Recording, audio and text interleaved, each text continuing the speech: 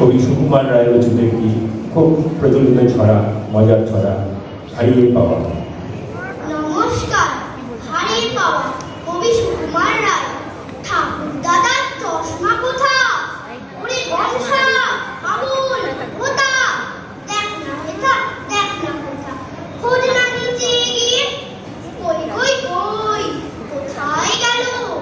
Table টানো, desk ওঠালো, ঘর দোর সব উল্টে গেল।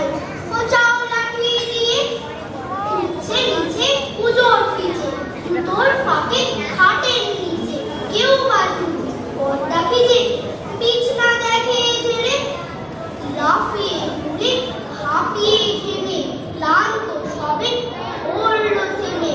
ঠাকুর দাদা আপনি নেমে আসেন তেড়ে মেরে, বলেন রেগে, চশমাটা কি ঠ্যাং বুঝিয়ে ভাবলো নাকি?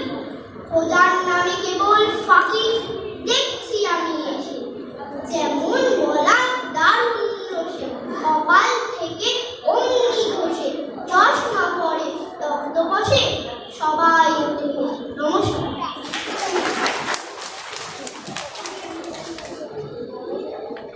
উপায়ন কুমার সিং, উপায়ন নতুন ছাত্র আমাদের মধুবাসে, ও শোনাবে কবি ভবানী প্রসাদ মজুমদার রচিত একটি ছড়া বা কবিতা, হাতির বুদ্ধি। নমস্কার। হাতির বুদ্ধি কবি ভবানী প্রসাদ মজুমদার। শুনুন সবাই, হস্তি ভীষণ শক্তিশালী প্রাণী, এটা কি আর নতুন কথা? আমরা সবাই জানি।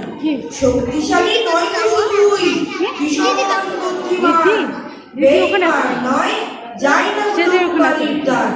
বহুদিনের ঘটনা এক পড়ছে আমার মনে, বেড়াচ্ছিলাম বিকেল বেলায় কুচবিহারের কোণে, হঠাৎ দেখি একটি হাতি ঘুরিয়ে চলে পাটা,